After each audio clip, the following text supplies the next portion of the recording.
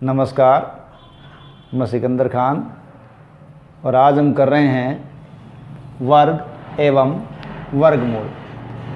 देखिए, वर्ग का जैसे नाम आता है वैसे हमारे जहन में एक आकृति आ जाती है और वो आकृति है एक चतुर्भुज की।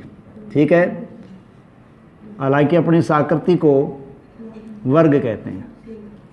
ठीक है, यानी वर्ग है वो एक प्रकार का चतुर्भुज है और ऐसा चतुर्भुज जिसकी सभी भुजाएं बराबर और प्रत्येक कोण समकोण हो। लेकिन हमारा जो टॉपिक है वो इस आकृति वर्ग से संबंधित नहीं है। हमारी जो वर्ग की बात है वो ये है कि जब किसी संख्या को उसी से गुणा किया जाता है तो उसका वर्ग बनता है। जैसे हम ले 3 को, अब 3 को 3 से ही गुणा करें तो आता है 9। इस प्रकार 3 का वर्ग क्या है? 9। और इन संख्याओं को हम लिखते कैसे हैं? ये 3 का स्क्वायर। ठीक है, या ये नहीं होना चाहिए कि 3 को 2 से गुणा करें, बल्कि है ये 3 को 3 से ही गुणा करें। तो किसी भी संख्या को उसी से गुणा करें तो प्राप्त संख्या क्या आती है? उसका वर्ग आती है। ठीक है, अब देखिए, ये जो वर्ग अपन करते हैं उस वर्ग के कुछ गुणधर्म होते हैं। अब उस वर्ग के क्या गुणधर्म है वो देखिए। ठीक है, और वर्ग के गुणधर्म करें उसके लिए हमें पहले इन चीज़ों की आवश्यकता पड़ती है। यानी हम 10 तक संख्याओं के वर्ग करते हैं। 1 का वर्ग 1, 2 का वर्ग 4, 3 का वर्ग 9, 4 का वर्ग 16, 5 का वर्ग 25, 6 का वर्ग 36, 7 का वर्ग 49, 8 का वर्ग 64, 9 का वर्ग 81 और 10 का वर्ग 100। इस प्रकार हमने प्रथम 10 संख्याओं के क्या किए हैं? वर्ग किए हैं। ठीक है, अब प्रथम 10 संख्याओं के वर्ग किए हैं। उन संख्याओं के आधार पर हम वर्ग के गुणधर्म की बात करते हैं। जो हमने वर्ग किया है उस वर्ग में हम अंतिम अक्षर देखते हैं। ठीक है, अब जैसे 1 का हमने वर्ग किया तो हमारा आया 1, 2 का वर्ग किया तो हमारा अंक आया 4, 3 का वर्ग किया हमारा अंक आया 9, 4 का वर्ग किया हमारा इकाई का अंक आया 6, 5 का वर्ग किया हमारा इकाई का अंक आ गया 5। ठीक है, 6 का वर्ग किया तो इकाई का अंक आया 6। 6 पहले आ चुका है किसके अंक में? 4 के वर्ग में। 7 का हमने वर्ग किया, इकाई का अंक आया 9, पहले आ चुका है 9 जो 3 के वर्ग में आया। 8 का हमने वर्ग किया तो इकाई का अंक आया 4, ये भी 2 के वर्ग में आ चुका है। 9 का हमने वर्ग किया तो आया इकाई का अंक 1, वो पहले आ चुका है। ठीक है, तो ये जो अंक आ रहे हैं उसके अलावा हम यहाँ देख रहे हैं 0। ठीक है, अब यहाँ इन संख्याओं के अंदर देखें कि हमारे ये जो अंक आ रहे हैं वो अगर अंतिम अंक है, ठीक है, यानी 1, 4, 9, 6, 5, 0 ये किसी संख्या के अंतिम अंक हैं तो वो क्या है? पूर्ण वर्ग है।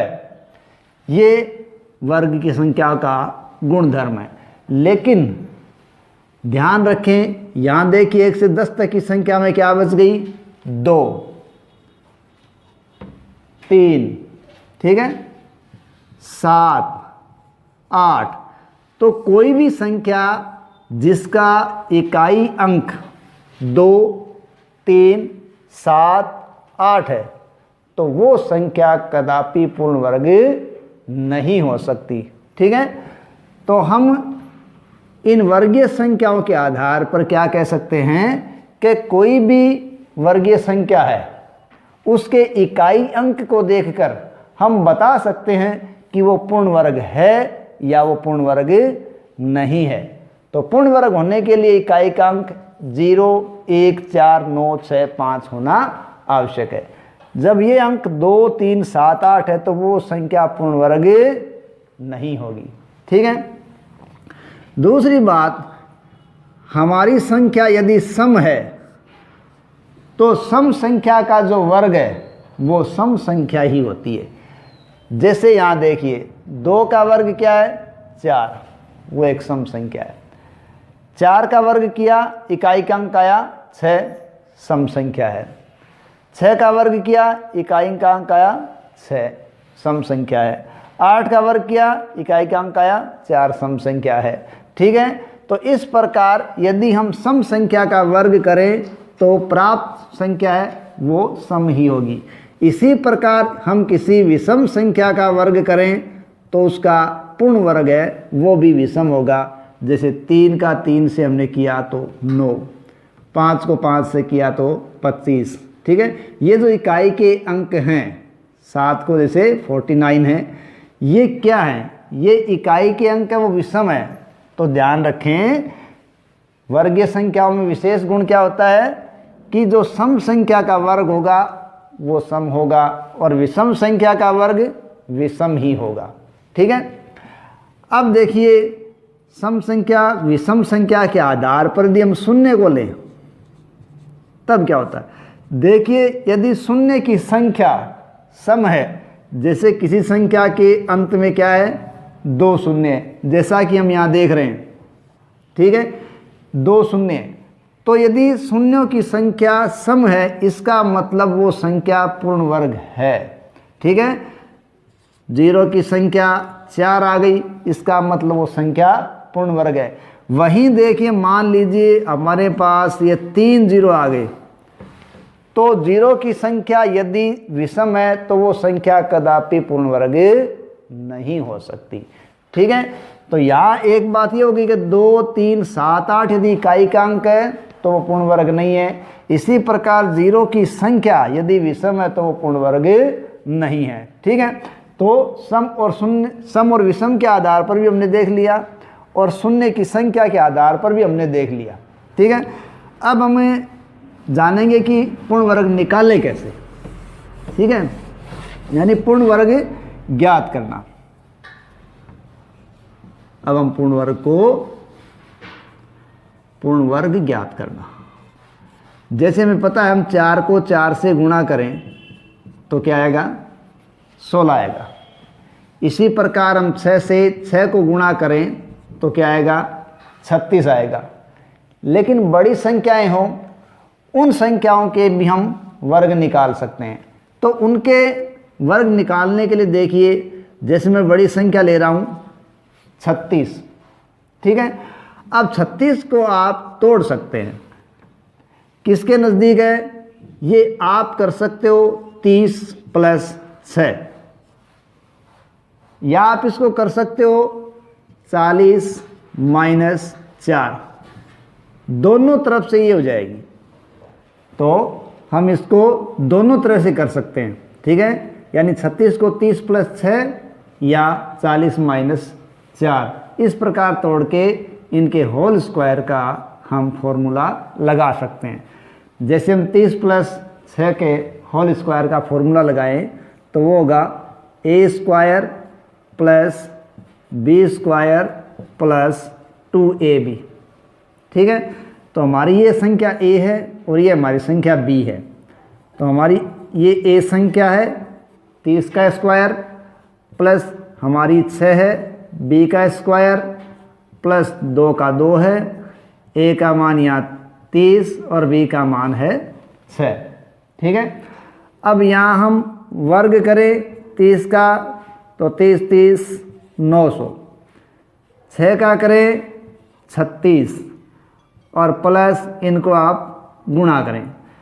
30 को 2 से गुणा करेंगे 60, 60 को 6 से गुणा करेंगे तो 6 तक 36 और 0 यानी 360। अब अपन सबको जोड़ देंगे। ठीक है, 0 और ये 6 और ये 0 अंतिम अंक हो गया, ये हो गया 6। यहाँ 6 दूसरा अंक है, ये 3 9 और ये 0, ये आ गया 9 और ये 3 और ये 9, ये आ गया 12।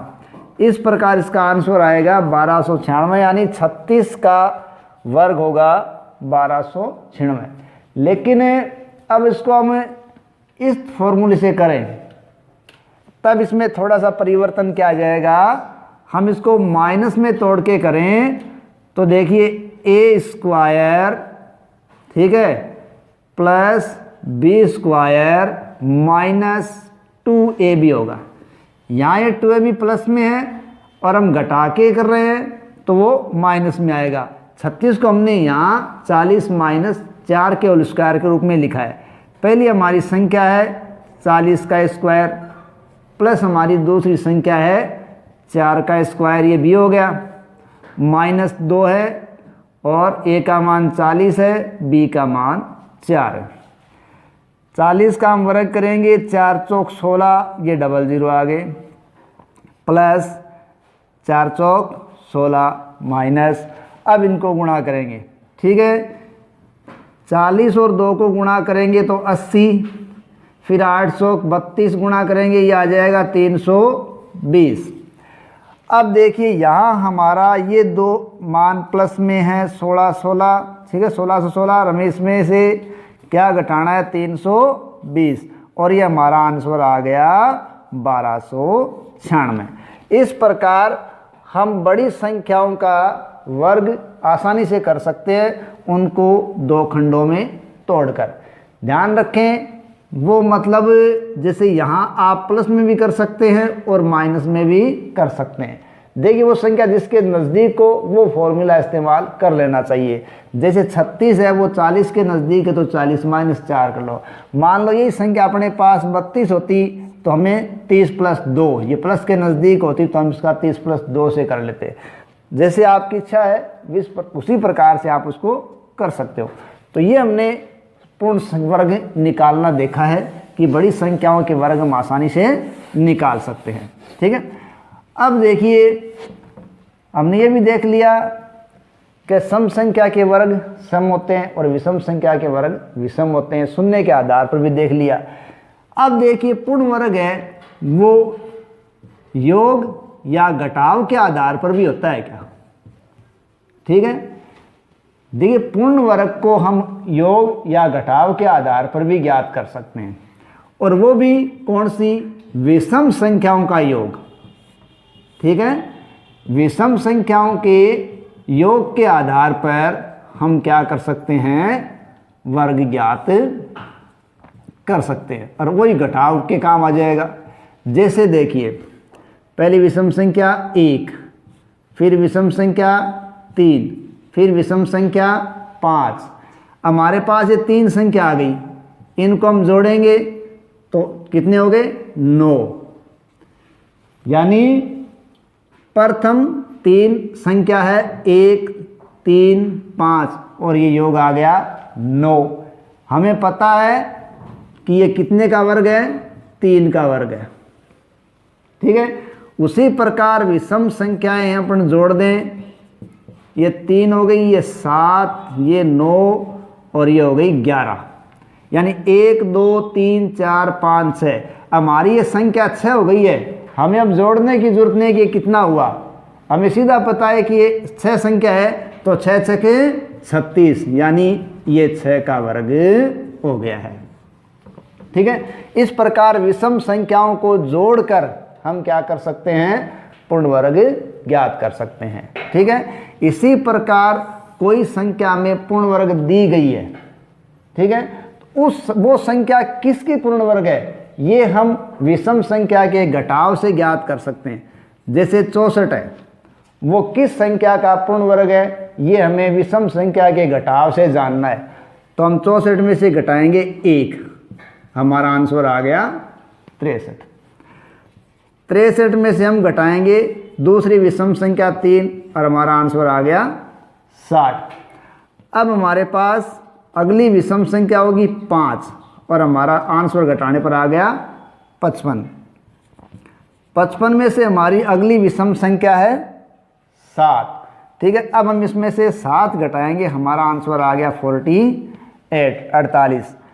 अब देखिए 48 में से हम घटाएंगे अगली विषम संख्या 9, ये हमारा आ गया 39 39। 39 में से अगली हम घटाएंगे 11, ठीक है। यहाँ हमें क्या घटाना है, 11 घटाना है, ठीक है। तो हमारा आंसर आ जाएगा यहाँ 28। अब 28 में से अगली विषम संख्या घटाएंगे क्या, 13, और हमारे पास आएगा मान 15। अब 15 में से अगली विषम संख्या घटाएंगे तो 15, ये हमारा मान आ गया 0। हम विषम संख्या को तब तक घटाते रहेंगे जब तक मान क्या नहीं आ जाए, 0। अब हम देखते हैं कि हमने कितनी बार घटाया, 1 2 3 4 5 6 7 8, यानी हमने 8 बार घटाया, शून्य आ गया। इसका मतलब 8 विषम संख्याएं घटी हैं, इसका मतलब 64 है, वो किसका पूर्ण वर्ग है, 8 का पूर्ण वर्ग है। इस प्रकार हम विषम संख्याओं के योग के माध्यम से भी ज्ञात कर सकते हैं और विषम संख्याओं को घटाव के माध्यम से भी जान सकते हैं कि ये किसका वर्ग है, ठीक है। एक छोटी सी बात साथ में और ऐड कर देता हूँ कि कई बार हमसे पूछते हैं कि इस संख्या का इकाई अंक क्या होगा। जैसे हमारे पास ये संख्या 24 है, हमने पूछ लिया कि 24 का यदि हम वर्ग करें तो वर्ग का इकाई अंक क्या होगा। हमें इस इकाई के वर्ग को ही देख लेना है। संख्या जो दी गई है उसका इकाई अंक हमारे पास क्या है, 4 है। हम जानते हैं 4 का यदि हम पूर्ण वर्ग करें तो क्या होता है, 16।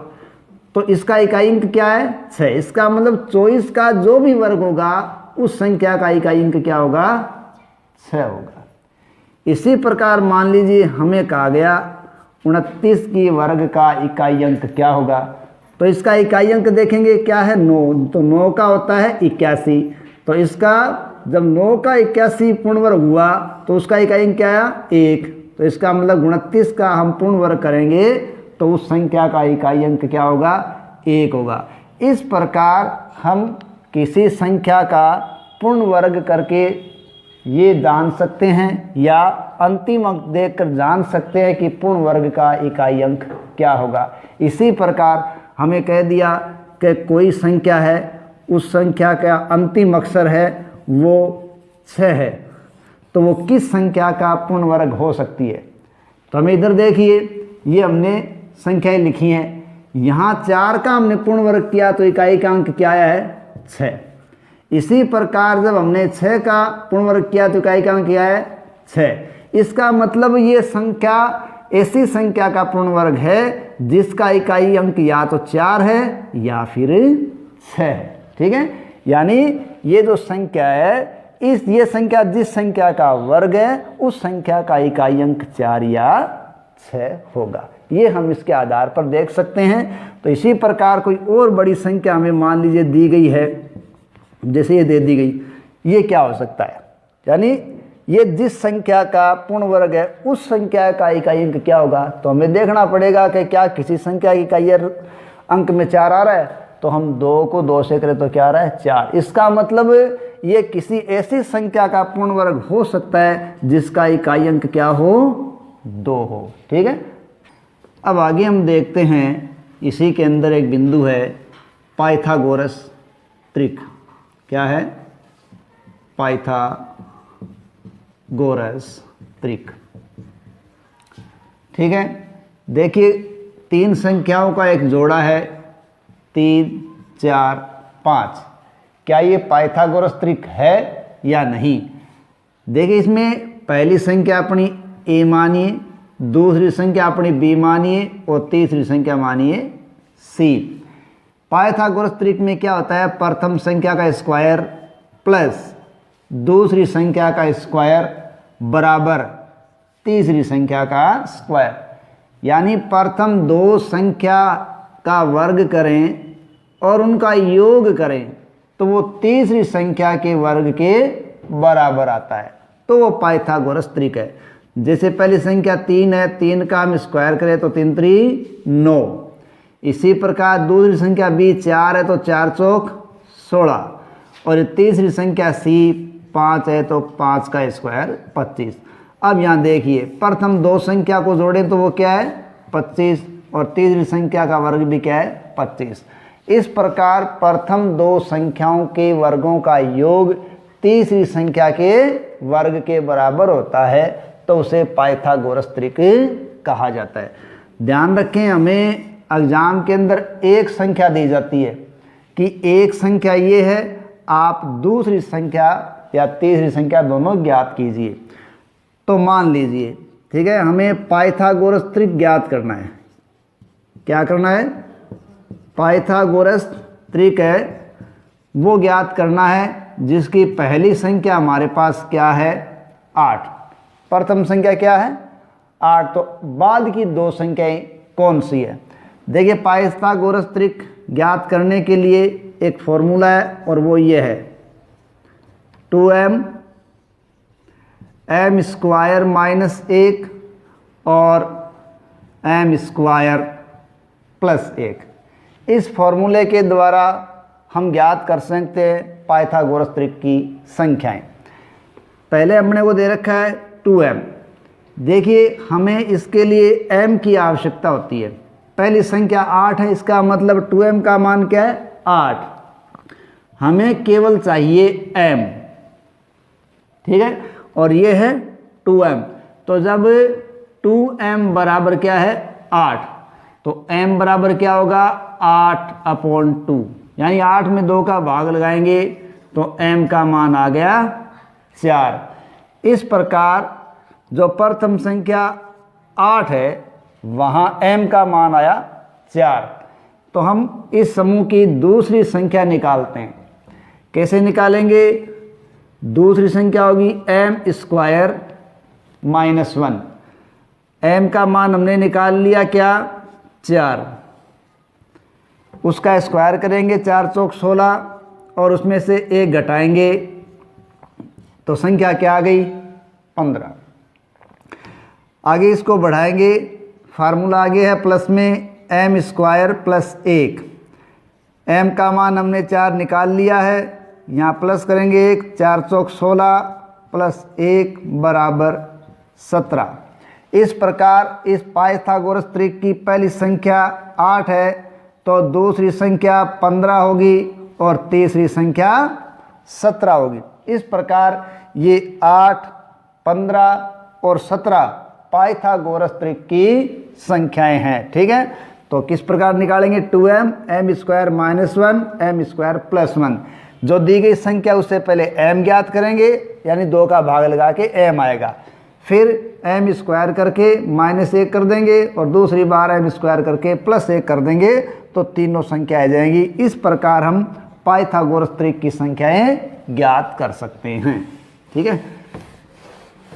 नेक्स्ट हमारे पास दिया गया है अभाज्य गुणनखंड द्वारा, ठीक है, अभाज्य गुणनखंड विधि से वर्गमूल, यानी कोई भी संख्या हमें दी गई है, उस संख्या का हमें वर्गमूल ज्ञात करना है तो वो अभाज्य विधि से कीजिए। जैसे हमारे पास संख्या है 256, तो ये अभाज्य गुणनखंड विधि है, ठीक है। इस प्रकार हम बनाएंगे और अंतिम इकाई अंक देखेंगे। यदि इकाई अंक क्या है सम संख्या है तो उसमें 2 का भाग लग जाएगा, 2 का भाग दे रहे इसमें, ठीक है। 2 का भाग देना इसका मतलब आप ये भी सोच सकते हो कि दी गई संख्या को आधा करना, तो यहाँ इसका मान आएगा 128, ठीक है। यानी आपने 2 का भाग दिया, 2 एकम 2, फिर 2 एकम 2, 2 दूनी 4, बच गया एक, वो यहाँ लगाएंगे तो 16, 8 दूनी 16। अब फिर 2 का भाग देना आपको, 12 में गया 6 बार और 8 में गया 4 बार। फिर आप 2 का भाग देंगे, ये आ गया 32, फिर 2 का भाग ये आ गया 16, फिर 2 का भाग ये आ गया 8, फिर 2 का भाग ये आ गया 4, फिर 2 का भाग ये आ गया 2 और 2 एकम 2। इस प्रकार हमारे पास जो संख्या ये उसका देखिए जोड़ा कैसा बन रहा है, 2 गुणा 2, फिर गुणा 2, फिर गुणा 2, फिर गुणा 2, फिर गुणा 2 गुणा 2। देखिए हमारे पास 1 2 3 4 5 6 7 8, ठीक है। तो 1 2 3 4 5 6 7 8 हम 2 के जोड़े बनाएंगे। ये हमने 2 के जोड़े बना लिए। हर जोड़े में से आपको एक एक अंक ले लेना है। ये हमने एक एक अंक ले लिया। अब इनको आपस में गुणा करना है। 2 दूनी 4, ठीक है, 4 आ गया। फिर 4 दूनी 8 और 8 दूनी 16। इस प्रकार जो 256 है उसका वर्ग क्या आएगा, वर्गमूल क्या होगा, 16, ठीक है। इस प्रकार ये वर्गमूल दिखाने का संकेत है अंडरूट। तो 16 का वर्ग क्या होता है, 256, या यूँ कहें कि 256 का वर्गमूल क्या होता है, 16। तो ये है अभाज्य गुणनखंड विधि द्वारा वर्गमूल ज्ञात करना। यही दूसरा भी तरीका क्या है, वो है भाग विधि द्वारा वर्गमूल ज्ञात करना। यानी वर्गमूल ज्ञात करने की अलग अलग तरीके हैं। अब हम देखते हैं भाग विधि से वर्गमूल किस प्रकार ज्ञात करें, ठीक है। किस विधि से, भाग विधि से वर्गमूल ज्ञात करना। पहली विधि कौन सी थी, अभाज्य गुणनखंड, और अब है भाग विधि से। मान लीजिए हमारे पास ये संख्या है, ठीक है। इस संख्या का हमें भाग विधि से वर्गमूल करना है। देखिए भाग विधि से वर्गमूल करने के लिए अभाज्य गुणनखंड की भांति हमें इस प्रकार का बोर्ड बनाना पड़ेगा और दी गई संख्या का पहले पीछे से शुरू करते हुए जोड़ा बनाना पड़ेगा। तो यहाँ हमारे पास 2 संख्याओं के 2 जोड़े बन गए। पहला हमारे पास जोड़ा बना 44 का। अब इसमें ऐसी संख्या का भाग देना है जिसका वर्ग करने पर हम 44 तक पहुंच सकें या 44 तक पहुंच सकें। जैसे हमने यहाँ लिखा है, इसको देखिए, 1 का वर्ग करेंगे तो 1, 2 का वर्ग करेंगे 4, 3 का वर्ग करेंगे 9, 4 का वर्ग 16, 5 का वर्ग 25, 6 का वर्ग 36 आ रहा है, और 7 का वर्ग करें तो आ जाएगा 49। ये हो जाएगा 44 से ज़्यादा। तो हम कौन सी संख्या लेंगे, 6 लेंगे। यानी हम 6 का इसमें भाग देंगे और उसी 6 को नीचे जोड़ देंगे। यहाँ हमने 6 का भाग दिया और 6 के वर्ग को यहाँ लिख दिया, तो 44 के नीचे अपना आ गया 36। अब 44 है, उसमें से 36 अपन घटाएंगे तो क्या बचेगा, 8, ठीक है। यानी जिस संख्या का भाग दिया है उसका वर्ग तो यहाँ आ जाएगा, और जिस संख्या का भाग दिया वही संख्या आपको यहाँ जोड़नी है। इसके वर्ग को यहाँ लिखा है और जोड़ को नीचे लिखेंगे। ये जोड़ आ गया 12। अब यहाँ आप दूसरा जोड़ा उतार लीजिए। ये आ गया दूसरा जोड़ा। हमारे पास जो संख्या 12 आई है उस संख्या के पास आपको एक अंक लिखना है। चाहे 1 लिखें, चाहे 2 लिखें, चाहे 3 लिखें, चाहे 4 लिखें, 5 6 7 8, यानी जो भी लिखें, लेकिन वो ऐसा हो जाए कि वो संख्या बाद में गुणा करने पर यहाँ पहुँच सके। यानी जो अंक आप यहाँ लिखेंगे उसी अंक से फिर पूरी संख्या गुणा होगी और वो यहाँ तक पहुँचेगी। हमने खास बात क्या देखनी है कि जो संख्या हमारी अब बनी है उसका इकाई अंक क्या है, 9 है। तो हमें अपनी वर्गीय संख्या में सोचना है कि 9 कहाँ आ रहा है। देखो 3 का वर्ग करें तो क्या आता है, 9 लास्ट में आ रहा है। उसी प्रकार 7 का वर्ग करें तो लास्ट में क्या आ रहा है, 9 आ रहा है। इसका मतलब हमें 9 लाने के लिए या तो इसकी यहाँ 3 लिखना पड़ेगा या 7 लिखना पड़ेगा। अगर हम यहाँ 3 लिखेंगे तो देखिए क्या होगा, 3 से ही पूरी संख्या गुणा होगी, तो ये संख्या यहाँ तक नहीं पहुँचेगी। इसलिए हम यहाँ क्या लेंगे, यहाँ हम लेंगे 7, ठीक है। अब 7 है तो 7 से गुणा करो पूरी संख्या को। 7 को 7 से करेंगे 7 संति 49, हासिल में गए 4, 7 दूनी 14, 14 और 4 18, हासिल में 1, 7 एकम 7 और 1 8। इस प्रकार हमारी जो दी गई ये संख्या है वो किस संख्या का वर्ग है, पहली संख्या जिसका भाग दिया था वो क्या है, 6, अब भाग लगा वो संख्या क्या है 7। इस प्रकार 44, 89 जो है वो किसका वर्ग है 67 का वर्ग है। यूँ कहे इसका वर्गमूल क्या होगा 67 67 होगा। इस प्रकार हम भाग विधि से क्या ज्ञात कर सकते हैं वर्गमूल ज्ञात कर सकते हैं। पहली विधि थी अभाज्य गुणनखंड विधि से, अब है भाग विधि से वर्गमूल ज्ञात करना। अब देखिए कुछ प्रश्न ऐसे आते हैं कि ऐसी कौन सी संख्या है जिससे गुणा करें तो संख्या पूर्ण वर्ग बन जाए, या ऐसी कौन सी संख्या है जिससे भाग दें तो पूर्ण वर्ग बन जाए। यानी अब हमें संख्या को क्या बनाना है पूर्ण वर्ग, ठीक है, गुणा या भाग से क्या बनाना पूर्ण वर्ग बनाना, ठीक है। यानी कोई संख्या अपने को दी गई है, जैसे हम ले 768 संख्या ले लें, हमें कहा गया 768 को किससे गुणा करें कि वो पूर्ण वर्ग बन जाए, तो ये हम अभाज्य गुणनखंड विधि द्वारा ही ज्ञात कर सकते हैं। इसके लिए हमें क्या करना पड़ेगा अभाज्य गुणनखंड। हम इसमें देंगे 2 का भाग, क्योंकि अंतिम इकाई अंक सम संख्या है तो 2 का भाग जाएगा, ठीक है।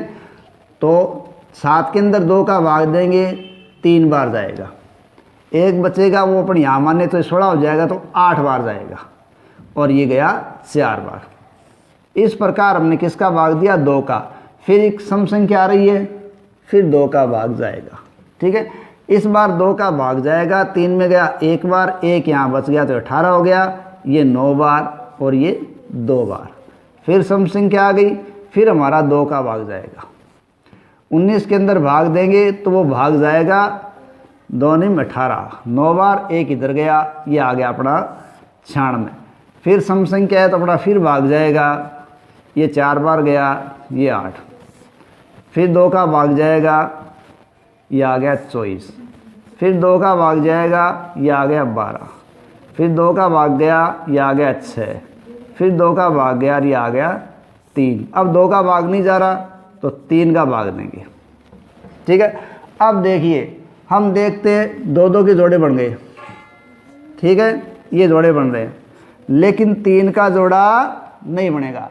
तो हमारा यही उत्तर आ जाएगा कि दी गई संख्या को हम किससे गुणा करें 3 से गुणा करें तो वो पूर्ण वर्ग बन जाएगी, ठीक है। इसी प्रकार हमें पूछ लिया कि किस संख्या से भाग दें कि वो संख्या पूर्ण वर्ग बन जाए। तो अब हम भाग के बारे में देख लेते हैं। तरीका यही रहेगा, जैसे मैं पूछा कि 396 उसको पूर्ण वर्ग बनाने के लिए किस संख्या का भाग दें, ठीक है। तो हम भाग दे रहे हैं, देखिए सम संख्या लास्ट में है तो भाग किसका देंगे 2 का, ठीक है। कौन सी विधि है अभाज्य गुणनखंड, 2 एकम 2, फिर 1 यहाँ बच गया, इसको छोड़ेंगे यहाँ तो वापस अपना भाग गया 9 दूनी 18, 1 इधर गया, ये 16 तो 8 दूनी 16। अब हम फिर सम संख्या तो 2 का भाग लगा देंगे, ठीक है, ये अपना आ गया 99। अब इसमें 2 का भाग नहीं जाएगा लेकिन 3 का जाएगा, कि दोनों संख्या ऐसी है इसमें 3 का भाग जा रहा है, 3 बार गया, फिर 3 आ गए तो 3 का भाग जाएगा, 3 एकम 3, 3 एकम 3। अब आ गया 11, अब भाग जाएगा 11 का, 11 एकम 11। अब देखिए हमारे पास इस संख्या में 2-2 के जोड़े बन गए, 2-2 का एक जोड़ा बना और 3-3 का एक जोड़ा बना है, ठीक है। लेकिन 11 का कोई जोड़ा नहीं बना। इसका मतलब इस संख्या को किससे भाग देंगे, इस संख्या को 11 से भाग देंगे तो ये पूर्ण वर्ग संख्या बन जाएगी, ठीक है। तो इस प्रकार अपन गुणा और भाग से ये जान सकते हैं कि इस संख्या को पूर्ण वर्ग बनाने के लिए हमें कौन सा अंक चाहिएगा। अब थोड़ी सी बात कर लेते हैं। देखिए विशेष ये संख्या है 10। अब हम 10 का जब वर्ग करें तो वो 10 का वर्ग करने वाले पास संख्या आती है 100, ठीक है। ध्यान रखें जो 100 आया है वो 3 अंकों की सबसे छोटी संख्या है, ध्यान रखें, ठीक है। देखिए 10 से पहले 9 होता है, अपन 9 का वर्ग करें तो आता है 81, तो ये तो 2 अंकों की है, ठीक है। लेकिन 10 का वर्ग करेंगे तो हमारा आंसर आया 100। यानी ये 3 अंकों की सबसे छोटी पूर्ण वर्ग संख्या है। हमसे ये मांग पूछ लिया जाए कि 3 अंकों की सबसे छोटी पूर्ण वर्ग बताओ, तो वो क्या है? 100। अब बड़ी की बात आए तो देखो 31 क्या है? 31 का पूर्ण वर्ग करें तो वो आता है 961, और 961 ये 3 अंकों की है, तो ये 3 अंकों की सबसे छोटी की बजाय ये सबसे बड़ी पूर्ण संख्या है। ठीक है, यानी 3 अंकों की सबसे बड़ी पूर्ण वर्ग संख्या है, तो वो क्या है? 961। इसी प्रकार 31 के बाद में आता है 32। ठीक है, 32 का जब हम वर्ग करते हैं तो वो आता है 1024। तो 31 के तुरंत बाद आ गई ये संख्या। तो ये जो संख्या है 32 का वर्ग, वो 4 अंकों की सबसे छोटी पूर्ण वर्ग संख्या है।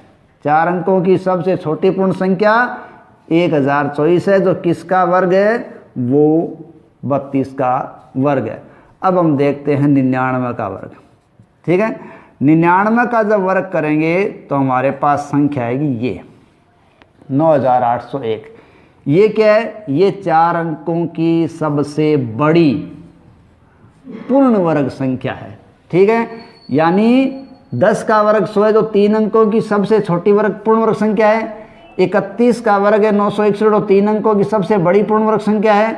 32 का वर्ग है 1024, जो 4 अंकों की सबसे छोटी पूर्ण वर्ग संख्या है। इसी प्रकार 99 का वर्ग करेंगे तो 9801 आता है, जो 4 अंकों की सबसे बड़ी पूर्ण अंक संख्या है, 4 अंकों की। ठीक है, अब इसमें एक बात अपन ध्यान रख सकते हैं कि पूर्ण वर्ग संख्या जो कोई भी है वो 3 या 4 अंकों की है। जैसे ये 3 अंक में आ रही है और ये 4 अंक में आ रही है। कोई भी पूर्ण वर्ग संख्या जो 3 अंक की है या 4 अंक की है, तो उसका वर्गमूल है, क्या है? वर्गमूल वो 2 अंक का होगा। कितने अंक का होगा? 2 अंक का होगा। देख लिए, ये 2 अंक है। ठीक है, लेकिन उसका जो हल है वो हमें 4 अंकों तक मिल रहा है। तो 3 और 4 अंकों की जो पूर्ण वर्ग संख्या है उसका वर्गमूल कितने अंक का होगा? 2 अंक का होगा। इसी के साथ अपना ये पाठ समाप्त होता है और अपना ये लेसन भी समाप्त होता है। धन्यवाद।